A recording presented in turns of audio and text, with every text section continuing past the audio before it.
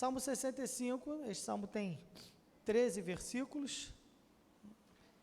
Ele é um salmo e cântico de Davi para o músico mor. Interessante o título deste salmo, por ser um salmo e cântico. Na verdade, existem 6 salmos na Bíblia que tem este título, Salmo e Cântico. 2 a gente já viu, o Salmo 40, se você voltar lá no Salmo 40, ele tem aqui esse título. Salmo de Davi para o músico mor e cântico. O Salmo 48 também tem cântico e salmo para os filhos de Coré. E aqui nós temos a sequência de 4 salmos que tem este mesmo título, o 65, 66, 67 e 68. O que é um salmo e cântico? No hebraico ele é shur e mismor, é um poema lírico.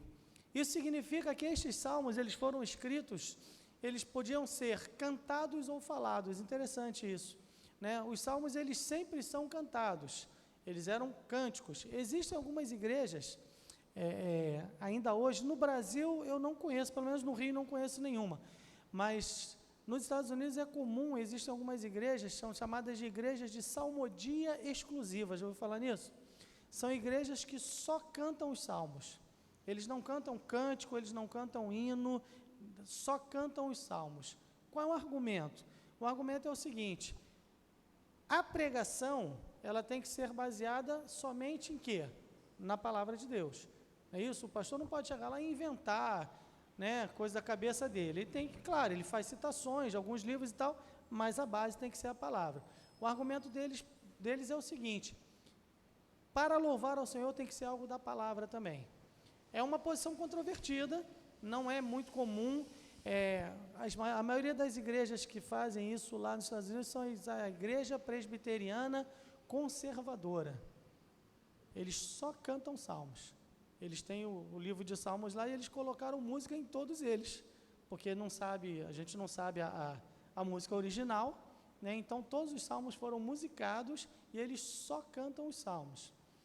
Tá? Mas estes salmos, já na sua origem, eles foram escritos que poderiam ser cantados ou lidos, né? Falados. Então é um salmo e cântico, na verdade é um poema lírico. Qual é o tema do salmo? É a glória de Deus no seu povo e na natureza. Ele é um canto da colheita, é um momento de gratidão. Não há aqui uma especificação de quando o salmo foi escrito, qual é a ocasião do salmo, mas ele vai falar de alegria, de gratidão a Deus. Tá bom? Vamos ler o salmo? Salmo e cântico de Davi para o músico mor. Lembrando, o músico mor era aquele que era o responsável por dirigir o canto congregacional. Davi é o autor do salmo. Diz assim: a ti, ó Deus, espera o louvor em Sião, e a ti se pagará o voto.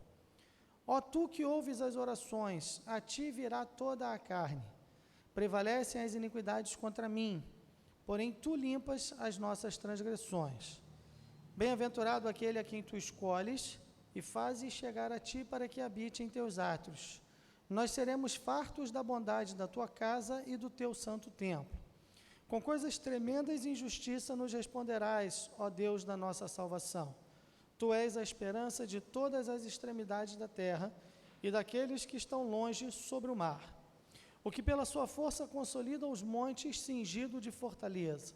O que aplaca o ruído dos mares, o ruído das suas ondas e o tumulto dos povos. E os que habitam nos fins da terra temem os teus sinais. Tu fazes alegres as saídas da manhã e da tarde. Tu visitas a terra e a refrescas. Tu a enriqueces grandemente com o rio de Deus, que está cheio de água. Tu lhe preparas o trigo, quando assim a tens preparado. Enches de água os seus sulcos. Tu lhe aplanas as leivas. Tu a amoleces com a muita chuva. Abençoas as suas novidades. Coroas o ano com a tua bondade, e as tuas veredas destilam gordura. Destilam sobre os pastos do deserto, e os outeiros os cingem de alegria. Os campos se vestem de rebanhos, e os vales se cobrem de trigo. Eles se regozijam e cantam. Muito bem, um salmo, né? A glória de Deus no seu povo e na natureza, um canto da colheita. É um salmo de gratidão, um salmo de júbilo, um salmo de alegria. Alegria nas coisas simples do dia a dia. Uma lição importante. né? Muitas vezes a gente se alegra quando recebe uma bênção assim diferenciada, algo muito esperado, e é normal, e é justo, e é viável que se faça isso, né? Às vezes a gente está esperando por uma resposta de Deus há algum tempo, e a gente fica às vezes aflito, ansioso, e querendo realmente, precisando, quando aquela resposta vem, que bom é, né? E aí a gente, muitas vezes a pessoa até faz um culto de gratidão, né, por uma resposta que estava precisando, ok, mas a gente não pode esquecer da gratidão pelas coisas cotidianas, do dia a dia, né, as coisas simples do dia a dia, as coisas que fazem parte da nossa vida. Lembra que o povo de Israel era um povo basicamente o quê? Agrícola, um povo que vivia da colheita. Muitas das ilustrações que Jesus Cristo usa têm a ver com isso, né? Tem a ver com o grão de trigo que cai na terra e morre, né? Isso tem a ver sobre plantações, o semeador que joga a semente, fala de ovelhas, né? Do pasto. Então, é um povo que vivia da terra. Às vezes, fala de grão de mostarda. Quem aqui já viu um grão de mostarda? Pouca gente já viu, né? Há muito tempo atrás, eu fui pregar sobre esse texto e existia papel almaço. Vocês sabem o que é papel almaço? Os jovens aí não sabem o que é papel almaço, né? Mas existia papel almaço. E o papel almaço, ele podia ser liso, pautado ou quadriculado. Aí eu comprei o papel almaço quadriculado, comprei um punhado de sementes, fiquei um dia inteiro colando uma semente daquela em cada quadradinho daquele, depois eu cortei aqueles quadradinhos, quando cheguei no domingo na igreja, eu dei um para cada um. Falei, olha, isto é uma semente de mostarda. Toda vez que você bota dentro da sua Bíblia aí, não é simpatia não, mas bota lá junto dessa passagem para você lembrar, quando você lê, você vai visualizar. E eu encontrei outro dia uma irmã, né, isso já tem mais de 20 anos, ela falou, pastor, eu tenho aquela semente de mostarda até hoje. E cada vez que eu leio aquela passagem, eu falo, a minha fé só precisa ser desse tamanho, que Deus vai atuar. Né? Então, a semente de mostarda é realmente um grãozinho, uma bolinha pretinha, muito miudinha, né? E que muitas vezes a gente não vê, porque nós não somos um povo agrícola, a gente mora na cidade, né? A gente mora, alguns irmãos aí plantam e tal, eu não sei nem diferenciar a planta de outra. Né? Planta eu conheço samambaia, né? Ela fica pendurada, se tiver pendurada, se estiver no chão já fica confuso. Conheço o que mais? Mais nada. Né? Planta para mim é planta. Para tempero, né? Para tempero, pessoal que cozinha.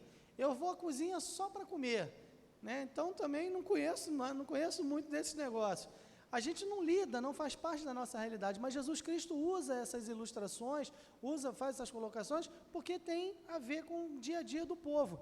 E aí fica a lição para nós, né? De nós lembrarmos de agradecer a Deus pelas coisas comuns do dia a dia, né? De manhã, quando abre os olhos, agradece a Deus, Senhor, muito obrigado por mais um dia que o Senhor está colocando diante de mim.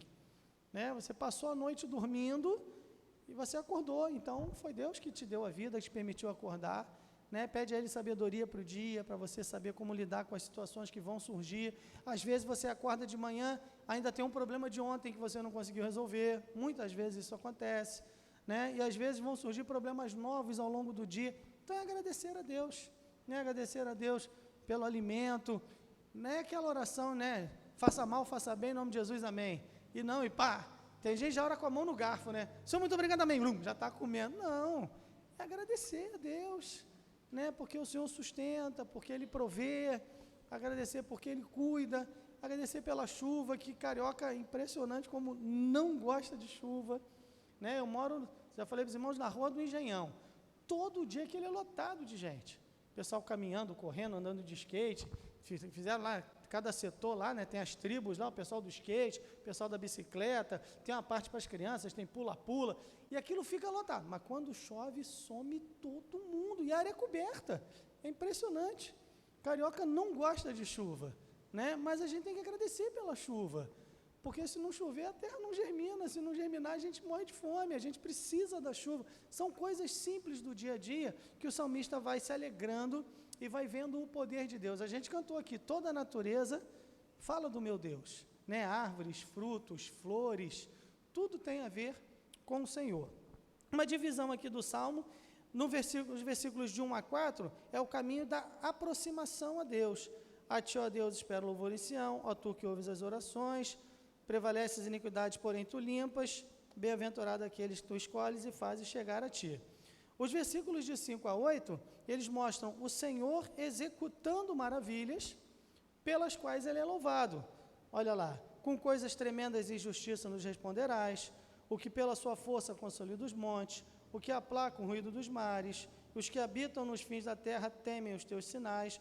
Ou seja, Deus é um Deus que sempre faz maravilhas, ele mostra o seu poder, e por isso o salmista louva. E no versículos de 9 a 13, eles são propriamente um canto da safra, da colheita, né? Tu visitas a terra e a refrescas, enches de água os seus sulcos, coroas o ano com a tua bondade, destilam sobre os pastos do deserto, os campos se vestem de rebanho. Ou seja, ele vai falando, né, da colheita, da produtividade da terra. É interessante que em Eclesiastes vai dizer que até o rei se serve do campo, né? Todos precisam do campo, porque é do campo que vem o alimento, né? Eu li uma reportagem uma vez, eu não sei, porque às vezes na internet a gente não sabe se isso é verdade, se não é e tal, mas numa cidade altamente industrializada, os Estados Unidos, eles são um país com um grau de industrialização muito maior do que o nosso, isso é fato, mas existem algumas regiões dos Estados Unidos que a industrialização é muito grande, né? Tem umas áreas lá que são altamente industrializadas. Dizia no texto que eu li há um tempo atrás, não sei se isso é verdade, que numa escola pediram para as crianças desenharem uma galinha. E elas estavam desenhando galinha com 6 pernas. E um monte de criança desenhou a galinha com 6 pernas. E aí os professores ficaram, mas gente, da onde veio isso? É galinha ET? Tem algum filme, né? Algum game que tem alguma coisa assim? Aí foram descobrir que no supermercado daquela região, todos eles vendiam as coxinhas de galinha em embalagens com 6. E as crianças nunca tinham visto uma galinha, de verdade. Então elas achavam que a galinha tinha 6 pernas. Olha que coisa louca. É verdade? Não sei, pode ser que não. Mas o fato é que a gente não é um povo agrícola. A gente compra o troço, eu fui ali no mercado agora ali comprar um chá, agora tomo chá, né? Comprar um chá, e aí tinha lá um negócio de café com leite solúvel, adoçado, não sei o que, você joga na água, está pronto. Mas não é essa a realidade. Tudo vem do campo, tem que vir do campo, né? Então, o salmista ele vai agradecer a Deus pela produtividade da terra. É Deus quem faz a terra germinar, é Deus quem faz a terra produzir, as chuvas, as colheitas, os animais, tudo isso serve para sustento e manutenção da vida. Então vamos ver algumas lições aqui. O salmo é pequenininho, mas é bonitinho. Versículo 1: a ti, ó Deus, espera o louvor em Sião, e a ti se pagará o voto. Deus deve ser louvado em qualquer lugar, principalmente no meio do seu povo. Irmãos, é um pecado que nós, como povo de Deus, cometemos quando não o louvamos sempre. Aquietai-vos, diz Deus no Salmo, aquietai-vos e sabei que eu sou Deus. Serei exaltado entre as nações, serei exaltado sobre a terra. Tem até o cântico de Moisés que João vê lá no Apocalipse, que a gente canta. Grandes são as tuas obras, Senhor Todo-Poderoso, justos e verdadeiros são os teus caminhos.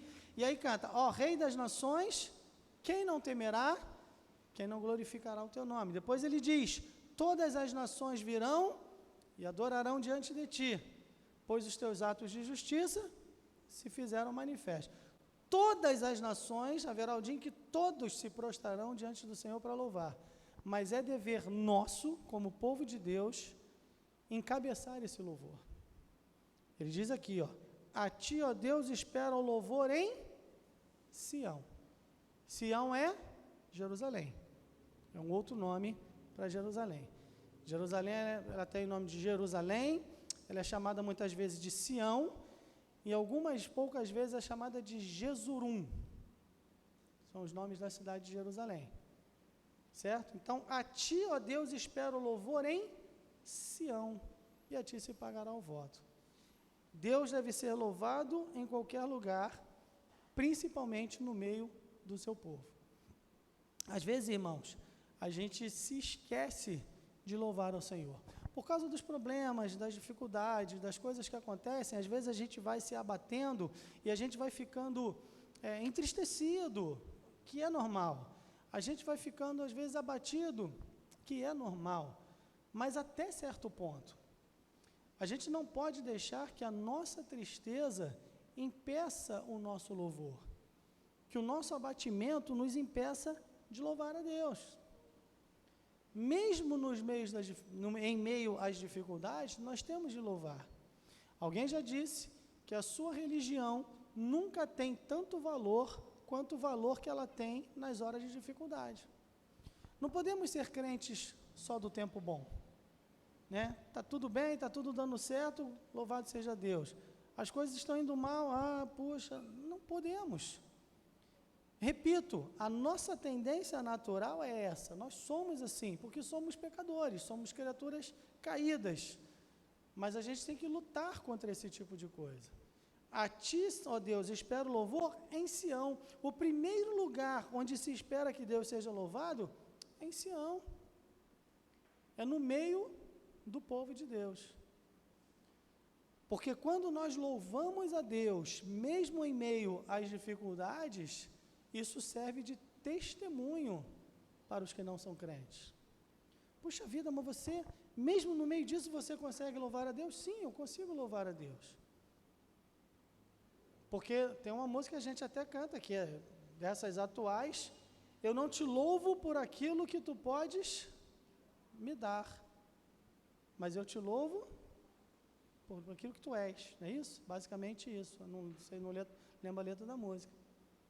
Uma outra que há algum tempo atrás se cantava muito, se Deus fizer, se não fizer, se eu sorrir, Ele é Deus, se eu chorar, Ele é Deus, se eu ganhar, Ele é Deus, se eu perder, Ele é Deus. Sim. Então, o louvor ao Senhor, em primeiro lugar, tem que vir de Sião, da igreja, do povo de Deus. Primeira coisa. Versículo 2, diz assim, e aí fala, e a ti se pagará o voto. Aquilo que votares, paga, né? Melhor é não votares do que votares e não cumprires. Está lá em Eclesiastes capítulo 5. Porque Deus não se agrada de tolos. Isso é um fato. Fez o voto com Deus, é melhor não fazer. Votou, paga porque Deus vai cobrar. Isso aí não tem para onde correr. A Bíblia fala isso mais de uma vez. Em Deuteronômio fala isso, em Levítico fala isso, em Eclesiastes fala isso. Então, votou. Se você não votar, inclusive lá na lei de Moisés diz, se não votares, não haverá iniquidade em ti. Mas se votares, o Senhor requererá. Então, eu louvo o Senhor e eu pago o voto. E aí, isso está atrelado aqui ao louvor. Por quê? Porque quantas vezes nós já dissemos a Deus que o louvaríamos sempre? Muitas vezes. E quantas vezes nós já deixamos de louvá-lo? Muitas vezes. E o Senhor vai requerer isso de nós em algum momento da nossa vida. Isso é um fato, né? Versículo 2, ó tu que ouves as orações, a ti virá toda a carne. Ouvir e atender orações é privilégio exclusivo do Senhor. Interessante que isso é colocado aqui no Velho Testamento, para a gente, isso é óbvio, mas o povo de Israel, ele vivia cercado por nações idólatras, né? Salmo é de Davi. Davi combateu durante muito tempo, contra quem? Os filisteus, que adoravam Dagon, o deus peixe, né? Ele combateu durante muito tempo os moabitas, que adoravam o deus Milcom. Ele combateu os amonitas, que adoravam o deus Quemos, ou Quemós. Então, os povos que viviam ao redor do povo de Israel eram povos altamente idólatras. O que Davi está dizendo é o seguinte, tu que ouves as orações, a ti virá toda a carne. Vai chegar um momento em que as pessoas vão perceber que Milcom, Quemos, Dagon, Adrameleque, Anameleque, todos aqueles deuses, né, os deuses de Sefarvaim, aqueles deuses antigos, aquelas imagens terríveis, né, o próprio, aquele que Moloque, né, para quem as crianças eram oferecidas em sacrifício, eram queimadas vivas. Os irmãos já viram a estátua de Moloque? A estátua de Moloque era assim, com os braços estendidos, a criança era colocada ali, deitada nos braços de Moloque, e ela era uma estátua de metal oco, e era aceso um fogo ali dentro. E aquele metal ia ficando incandescente, a criança morria ali. Era isso que era oferecer os filhos a Moloque. Olha que coisa terrível. E Davi está dizendo, olha só, ninguém atende orações.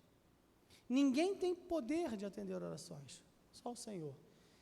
Mas hoje, pastor, eu vivo no século 21, não tem nada a ver com Moloque, Milcom e que tais, mas muitas vezes parece que nós vivemos debaixo de uma lei não escrita que diz o seguinte: faça tudo o que estiver ao seu alcance, se nada der certo, experimente orar.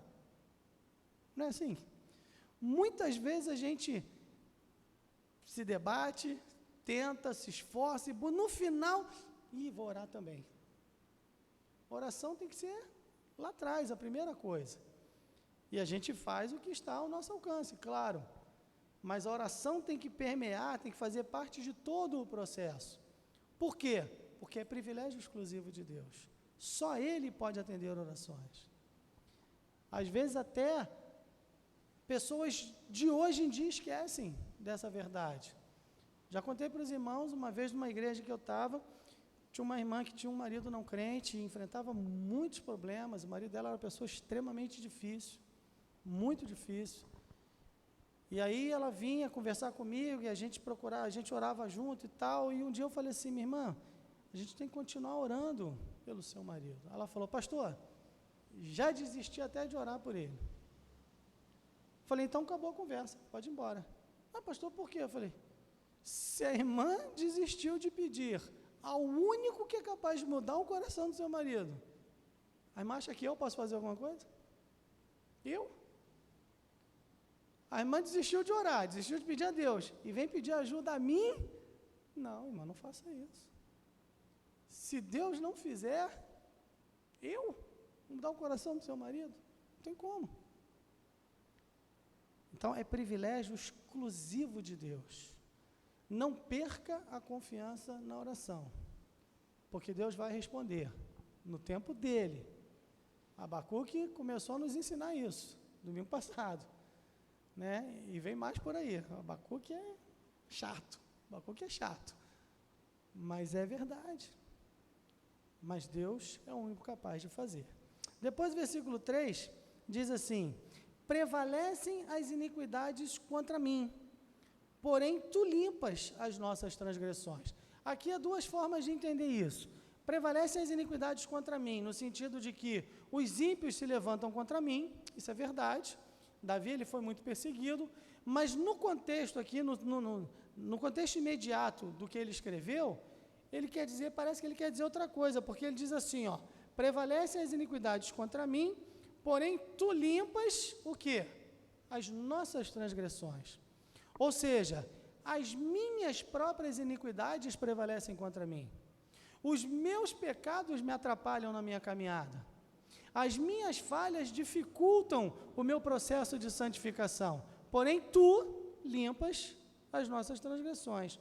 Quando é que as nossas iniquidades prevalecem contra nós mesmos? Em algumas ocasiões. Em primeiro lugar, quando não estamos atentos. Quando não estamos alertas. Precisamos, Jesus falou para fazer o quê? Vigiar e orar. Para quê? Para que não entreis em tentação. Por quê? Porque o espírito está pronto, mas a carne é fraca. Tem que vigiar. Tem que vigiar.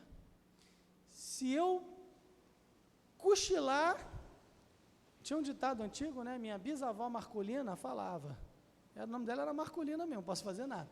Ela dizia o seguinte, morreu com 768 anos, uma coisa bisavó Marcolina viveu a beça. Ela dizia assim, ela não era crente, ela falava assim, se cochilar, o cachimbo cai. Conheceu minha bisavó? Pois é, se cochilar, o cachimbo cai. E ela fumava cachimbo, né? E a pessoa que fuma cachimbo fica ali, né? Aquele negocinho, chupando, aquele... Aí às vezes ela já era velhinha, Nessa época ela devia ter só 590, ela fica... Aí daqui a pouco ela, pum, caiu o cachimbo. Mas é isso mesmo, se cochilar o cachimbo cai. Se não vigiar, irmãos, vai cair em pecado. As nossas iniquidades prevalecem contra nós muitas vezes porque nós não vigiamos. O Espírito está pronto. O que Jesus quer dizer com isso? Você está salvo, você é um crente, você se converteu de verdade, seu Espírito está pronto. Se você morrer daqui a 100 anos, ou se você morrer hoje, você está salvo. Mas a carne é fraca. A carne é fraca. E aquela eterna luta do apóstolo Paulo, né? O bem que eu quero fazer eu não faço, o mal que eu não quero eu faço, e por aí vai. Então, muitas vezes, as nossas iniquidades prevalecem contra nós quando não estamos atentos. Muitas vezes, as nossas iniquidades prevalecem contra nós após profundas experiências espirituais. Quer ver? Batismo de Jesus. Ele está lá, ele entra na água, e aí a gente vê a manifestação da Trindade ali, não é isso? O Filho estava sendo batizado, o Espírito Santo descendo sobre ele em forma de pomba, e a voz do Pai, este é o meu Filho amado. Que experiência tremenda, né? Depois disso, o que acontece com Jesus? Ele vai para o deserto para ser tentado. Depois de experiências espirituais profundas, sempre virá uma tentação mais forte. Por quê? Porque o diabo não está satisfeito. Simples assim. E aí, se a gente não estiver atento de novo, as iniquidades prevalecem contra nós. Quanto mais perto você está de... Pastor, mas eu sou muito tentado, pastor. Bom, duas coisas precisam ser observadas. Será que você realmente é muito tentado ou você cede muito à tentação? Também tem isso. Ser tentado não é pecado. Jesus foi tentado. Então, tentação vai vir sobre você todos os dias. Mas a gente fala, não, pastor, mas é muita luta, é quase um atleta de MMA, de tanta luta. É muita luta. Eu falei, vai para a academia lá, vai para a Olimpíada, ganhar a medalha, muita luta. Mas às vezes a pessoa cede à tentação sempre. Não é que ela é muito tentada, é que ela cede à tentação. Mas vamos analisar o outro lado. Se você realmente é muito tentado, é porque você tem andado perto de Deus. Não tem aquela historinha que fala que numa igreja lá onde os crentes eram fervorosos, os crentes eram assíduos, o pessoal orava, lia a Bíblia, dava bom testemunho durante a semana e tal, que toda igreja tem um, né, diziam os antigos, tem um diabinho que fica na porta da igreja e frequenta aquela igreja para poder tentar os crentes. E aí uma vez a irmã teve a visão lá, que ela viu sentado lá em cima no telhadinho assim, dessa igreja que era um diabo jovem, forte, cheio de vigor. Por quê? Porque a igreja era forte. Na outra igreja lá que era fria, o pessoal tinha aquela vida meia boca e tal, tinha um diabo lá velho, lá dormindo assim, né, cochilando. Por que não precisa? Porque não precisa. Às vezes, irmãos, o diabo não precisa nem nos tentar. A gente cai por nós mesmos. Mas quanto mais você se aproxima de Deus, mais você será tentado. Ninguém foi mais tentado do que Jesus.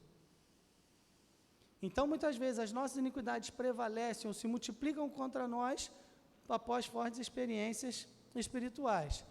Também, elas podem se multiplicar contra nós, né? Quando nós negligenciamos nossa vida espiritual. Aí não tem jeito. Se eu não tenho uma vida de oração, se eu não tenho uma vida de leitura bíblica, e leitura bíblica, irmãos, quantos capítulos você tem que ler por dia? Não tem regra.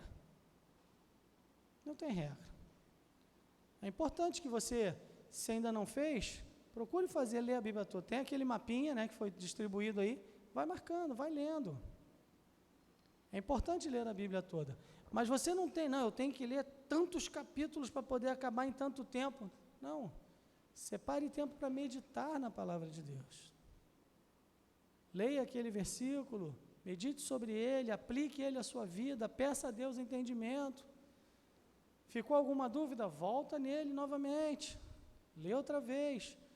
E a leitura também é um hábito, como qualquer exercício, né? Você vai fazendo, no começo é mais difícil, depois você vai pegando a prática e você vai fazendo aquilo com mais facilidade. Mas faça. Se eu não tenho vida de oração, se eu não medito na palavra, se eu falto aos cultos por qualquer motivo, não tenho comunhão, naturalmente, eu vou esfriar e as iniquidades vão prevalecer contra mim. Por quê?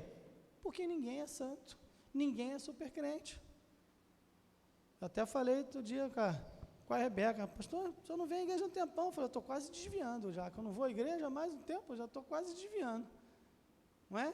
Mas, claro que não, graças a Deus não. Mas se a gente negligencia, a gente esfria, irmãos. Por isso esse papo de, não, você é crente em casa, tem agora aí os desigrejados, isso é conversa fiada, irmãos. Isso é conversa fiada. Nem todos que estão na igreja são crentes. Não é aqui não, é em qualquer igreja. Na igreja de Jesus tinha não crente. Não tinha lá o Judas? Não tinha Pedro, que ainda não era crente? Jesus fala para ele, Pedro, tu quando te converteres, Pedro não tinha se convertido. Não é isso? Então, sempre tem. Nem todos que estão nas igrejas são crentes, mas os que são crentes estão na igreja, ou querem estar nela.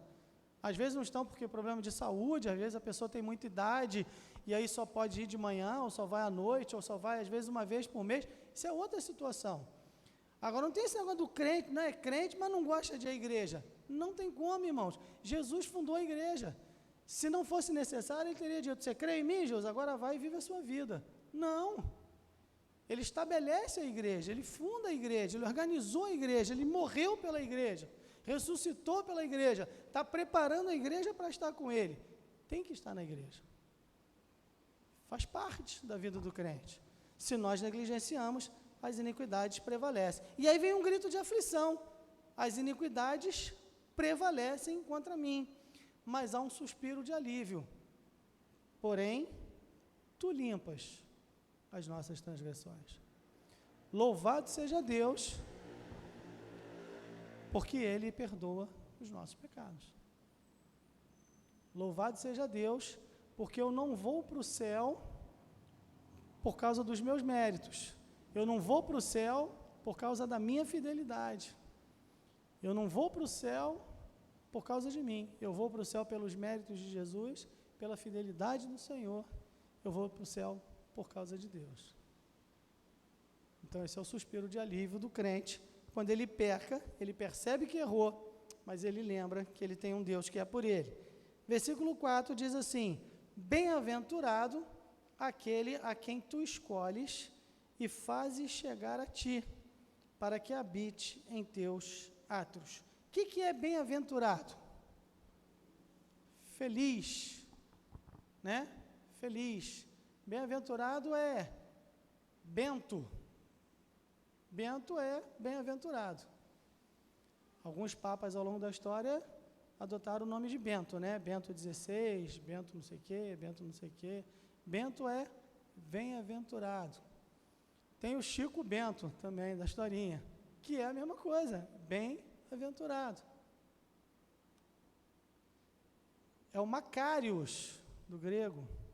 Só que essa expressão, ele significa feliz, mas não é tá contente, tá satisfeito no momento. É uma felicidade que ela é perene, é aquilo que Paulo vai dizer, a paz que excede o entendimento. É uma felicidade que independe das circunstâncias. Porque a felicidade que depende das circunstâncias, ela é muito volátil, ela é muito inconstante. Porque as circunstâncias hoje são boas e amanhã não. Ou às vezes são boas agora e daqui a 5 minutos elas mudam. Basta um telefonema, basta uma notícia ruim, basta um tropeção, basta uma cochilada no volante, não é isso? As circunstâncias podem mudar a qualquer momento. Está tudo muito bem. Quando eu fui fazer a cirurgia da perna, eu tinha feito o raio-x, o pulmão estava limpinho. Uma semana depois estava todo tomado. Ué, mas de onde veio? Veio. Bactéria vem de qualquer lugar. Não é isso? Então as circunstâncias, elas mudam a qualquer momento. Lembra de Jó? tudo maravilhoso, sábio, inteligente, rico, famoso, respeitável, família bonita, os filhos se davam bem, faziam aniversário, um convidava o outro. Tem irmãos, às vezes, que nem se falam dentro de casa, não é isso? Era uma família unida, ele acordava de madrugada, ia lá orar pelos filhos, sacerdote do lar, tudo maravilhoso. De repente, roubaram o gado. Aí vem o outro, queimaram a plantação. Vem o outro, caiu a casa, morreram teus filhos. Aí depois, no outro dia, o cara amanhece todo coberto de feridas. A Bíblia diz que, da planta dos pés até a raiz dos cabelos, todo coberto de feridas, de pus escorrendo, se coçava com caco de telha, uma agonia, perdeu os dentes, emagreceu, ficou pedindo para morrer, que não aguentava mais. Circunstâncias. Quando fala bem-aventurado, é aquele que tem em si um princípio que o mantém de pé, apesar do que acontece. Então, quem é esse bem-aventurado? É aquele a quem tu escolhes e fazes chegar a ti para que habite em teus átrios. A proximidade de Deus é o alicerce da felicidade. Se você falar no Salmo 78, perdão.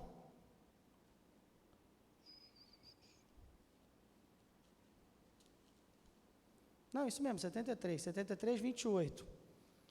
Ele vai dizer assim, mas para mim, bom é aproximar-me de Deus. Pus a minha confiança no Senhor Deus para anunciar todas as tuas obras. A proximidade de Deus é o alicerce da felicidade. Não significa que está tudo bem neste exato momento com você, mas você tem um alicerce, e é o alicerce que segura qualquer estrutura, não é? Jesus não fala isso? Aquele que ouve as minhas palavras e pratica, como é que construiu a casa onde? Na rocha. E aí veio o vento, tempestade, as águas, a enchente. Veja, o fato de estar na rocha não livrou a casa das intempéries, das tempestades. As duas sofreram a mesma coisa. Choveu nas duas, as águas subiram nas duas casas, o vento soprou nas duas, só que uma tinha alicerce e a outra não. Uma ficou, a outra caiu. A proximidade de Deus é o alicerce da felicidade. Lembra que eu já disse para os irmãos, por que muita gente não consegue ser feliz? Porque busca a felicidade por ela mesma. Felicidade, ela é um subproduto da santidade. Quanto mais perto de Deus eu estou, mais feliz eu me torno.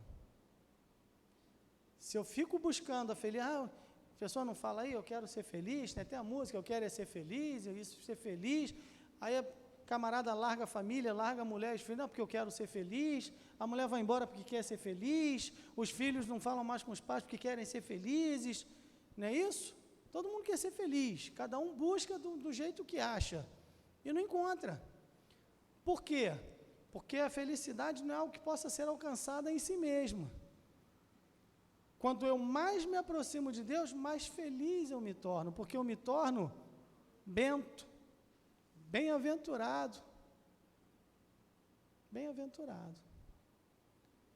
E aí isso me traz aquela felicidade verdadeira. Há dias ruins, há dias em que eu choro, há dias em que as coisas não funcionam, há dias em que tudo dá errado, eu fico doido para acabar o dia, que hoje foi péssimo, desde a hora que eu acordei até a hora de dormir, isso acontece. Mas eu tenho o meu alicerce que me mantém firme. Versículos 5 e 6, eles vão dizer o seguinte: com coisas tremendas e injustiça nos responderás, ó Deus da nossa salvação. Tu és a esperança de todas as extremidades da terra e daqueles que estão longe sobre o mar, o que pela sua força consolida os montes, cingido de fortaleza. Coisas tremendas e injustiça, terra e mar, força que consolida os montes. Isso fala de algumas coisas importantes. Coisas tremendas e injustiça. Deus é justo e ninguém escapa da justiça de Deus. Embora às vezes pareça que as pessoas estão impunes, e a gente vê isso todos os dias, Mas isso não muda, mas não acontece nada, mas fulano faz o que quer e nada. Deus tem o tempo de julgar. E Ele é tremendo na sua justiça. O que é tremendo? Quando fala que Deus é tremendo, o que é isso? O que é ser tremendo? Tinha um camarada aí na época da Jovem Guarda que dizia que era o tremendão, não é isso? Era o Erasmo Carlos, né? Era o tremendão. O que fala, Roberto? Faz as coisas, queria ter uma ovelha assim, faz as coisas que ninguém pode fazer, que causa tremor. Moisés, né, quando ele sobe no monte para receber a lei e tal, ele diz, estou atemorizado e tremendo. Deus é tremendo porque Ele faz tremer, Ele faz o que ninguém pode fazer. Atos de justiça, veja o que o salmista diz, com coisas, daqui no versículo 5, né? Com coisas tremendas em justiça. Justiça que o homem não pode alcançar, justiça que o homem não pode aplicar, justiça que o homem não pode realizar, Deus pode. Porque Ele faz o que ninguém pode fazer. Exatamente isso. Então, ninguém escapa da justiça de Deus. Eu posso não estar vendo isso agora, mas vai chegar um momento em que essa justiça será feita. Ok? Depois, quando ele fala terra e mar, aqui, ó, Deus, Tu és a esperança de todas as extremidades da terra e dos que estão longe sobre o mar. Deus cuida de nós onde quer que nós estejamos. Terra e mar abrange todo o nosso planeta. Não é isso? O Salmo 139, ele vai dizer, se tomar as asas da alva, se habitar nas extremidades do mar, né, se fizer a minha tenda na escuridão, no oculto, nas cavernas, o Senhor vê, o Senhor cuida, o Senhor está lá, o Senhor sabe. Eu posso estar na terra mais longínqua que for, eu posso estar na região mais remota do oceano, e a gente sabe que a maior parte do nosso planeta é feita de oceanos, né? 3/4 do planeta, então eu posso estar lá no meio do mar, onde ninguém vai me achar, onde radar nenhum me acha, onde ninguém me vê, Deus está vendo. Então Deus me vê, Ele é o Roi, o vivente que vê. Quem é que fala isso? Quem é que fala isso? Começa com A, termina com Gar. Quem é que fala isso? Agar, a serva de Abraão. É isso? Quando Sara manda ela embora, ela foge, aí ela para lá e vai morrer, e aí ela está cheia de sede, ela não tem mais água para beber, está esperando a morte, o anjo do Senhor vem e faz com que ela veja o poço. Interessante que o poço estava ali, ela que não via. É preciso que Deus abra os nossos olhos, e aí ela fala, não vi eu aquele que me vê? Ela dá ao poço o nome de Beer Laai Roi, o poço daquele que vê, o poço do vivente que vê. Então Deus é o Roi, aquele que vê na terra e no mar.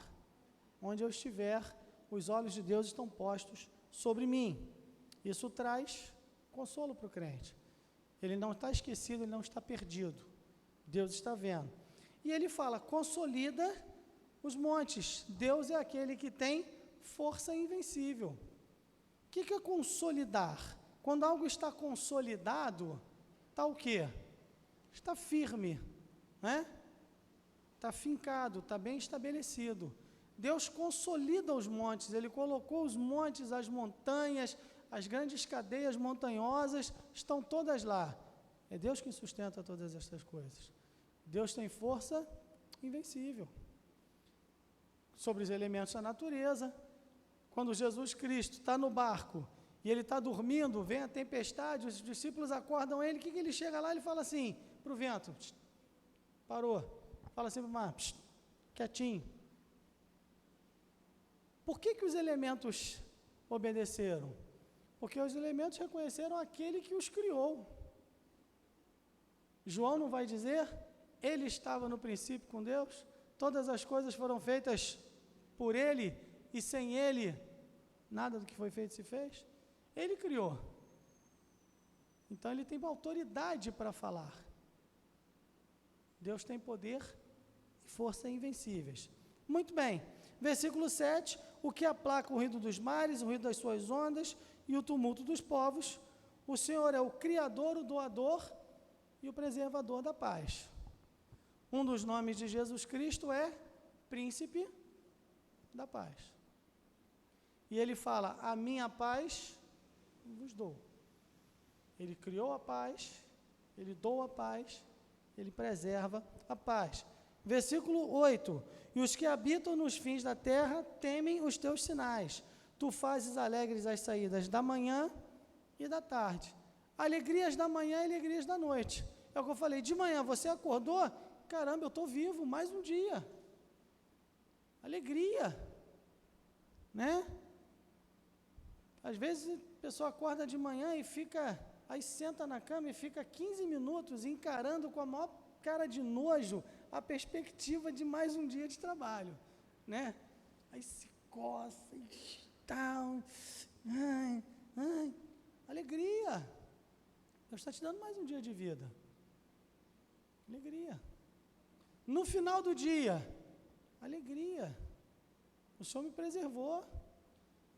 Quando você sair daqui a algum tempo, daqui a alguns momentos, você vai para a sua casa. Não é isso? E aí é o que eu sempre digo, não importa se a sua casa é grande, se é pequena, se ela é própria, se ela é alugada, se a sua cama é de mármore, igual o leito de Og, né? O leito de ferro de Og, ou se é igual o trono de Salomão, ou se é uma cama assim, você tem um teto em cima da sua cabeça. Você não vai dormir na chuva, né? Você vai para casa, vai comer caviar, vai comer patê de foie gras, que eu nem sei o que é isso, é fígado de ganso, né? Deve ser horrível, nunca comi, mas só em pensar em fígado de ganso já me dá um negócio assim, não importa, ou você vai comer o seu pãozinho lá, tomar o café com leite, vai fazer não importa, você não está passando fome, não é? Então você trabalhou hoje, você é chefe de uma multinacional, você tem um monte de gente que trabalha para você, secretárias, assistentes, assessores, um monte de gente, ou você trabalha no seu emprego em que você presta conta para um monte de gente. Você tem o seu trabalho, você tem o seu sustento. Então você vai para a sua casa, ou você trabalha em casa, né, que é o trabalho que não acaba nunca. Né? Quem trabalha em casa, não, minha mulher não trabalha não, ela só cuida da casa. Ela trabalha mais do que eu, então, porque o trabalho de casa não acaba nunca. Nunca fica pronto. Quando fica pronto, tem que fazer de novo, principalmente quem tem filho pequeno em casa, aí tem jeito. Mas alegria, foi mais um dia que Deus te deu. Você pode hoje ter tido um dia bom, um dia ruim, mas Deus te guardou. Então, alegrias do dia e da noite, está aqui, ó. Os que habitam nos fins da terra temem os seus sinais, tu fazes alegres as saídas da manhã e da tarde. É o que eu falei, é o salmista nos ensinando a agradecer a Deus pela manhã, quando o dia inicia, e à noite, quando o dia termina. Senhor, muito obrigado, porque o dia hoje foi horrível. Senhor, deu tudo errado, nada do que eu planejei funcionou, nada deu certo, mas eu te agradeço porque o dia acabou e agora eu vou descansar. Amanhã é outro dia. Amanhã é outro dia. E entre um dia e outro, você tem uma noite para refazer as suas forças, para descansar o seu corpo, para deixar a mente relaxar. Alegrias da manhã e da noite. Depois, de versículos de 9 a 13, é o sermão da safra, da colheita. Né? Aqui existem muitas coisas importantes, mas eu quero destacar poucas por causa do horário. Em primeiro lugar, a bondade geral de Deus visitando a terra. É tempo de plantar e tempo de colher. O que eu falei, até o rei, a Bíblia diz, Salomão fala, até o rei se serve do campo. Todos nós temos que agradecer a Deus por aqueles que trabalham no campo, que plantam, que colhem, né, que ordenham, que criam animais e que servem de alimento para nós. Ok? Até o ganso que dá o fígado dele, tadinho, para fazer o tal do patê. Coitado do ganso, né? Precisa do ganso, senão não tem fígado de ganso. Então, agradecer a Deus pela sua bondade geral quando Ele visita a terra. Há o tempo do plantio, há o tempo da colheita, tem as estações, não é isso? Tem a época das frutas, cada fruta tem a sua época, e até hoje a tecnologia, o homem consegue plantar e colher frutas que não seriam da época, mas não é a mesma coisa, né? É diferente aquela tangerina da época da tangerina mesmo, que ela vem suculenta, ela vem gostosa. Acho que é a melhor fruta do planeta, não conheço todas, mas das que eu conheço, para mim é a tangerina. Mas tem umas que você descasca e não tem um caldo. É seca, né? Mas aquela que é da época é boa. Então tudo é bondade geral de Deus. A grandeza dos seus recursos, olha o versículo 10. Enches de água os seus sulcos, aplanas as leivas, amolece com a chuva, abençoa as suas novidades. Deus é pródigo em abençoar. Quando chove, a terra precisa de chuva, existe o arroz tem que ser plantado em lugar alagadiço, né? O arroz não é plantado no seco, o arroz tem que ser plantado na água ali, no brejo. Então precisa de chuva, e Deus dá chuvas abundantes, dá chuvas copiosas, e faz com que a terra amoleça para o homem poder semear, e poder plantar, e poder colher, e poder fazer tudo o que ele precisa.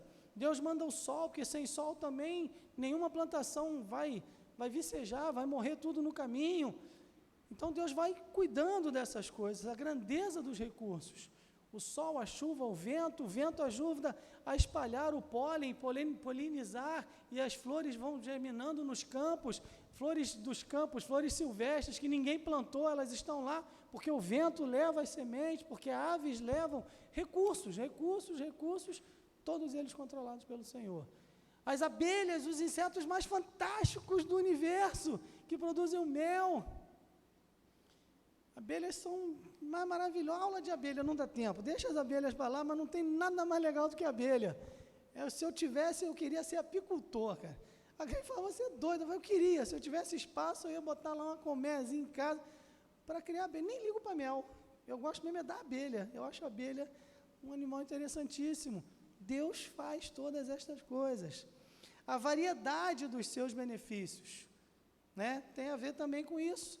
São variados, a gente não tem só um tipo de alimento, a terra produz vários tipos de alimento. Deus não poderia ter feito só um alimento para a gente comer e, né, ficar sustentado aí com tudo? Poderia.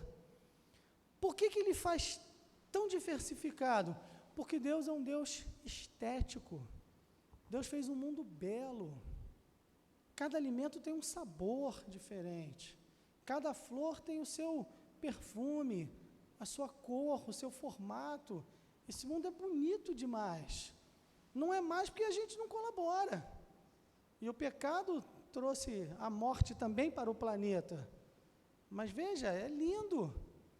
E são vários odores e sabores e texturas. Tudo isso é Deus quem faz. A constância das suas obras.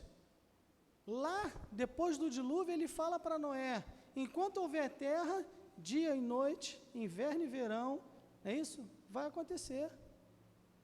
Tem a época de tudo. Deus mantém, Ele mantém a sua fidelidade, não é isso? É a variedade dos seus benefícios, a constância das suas obras.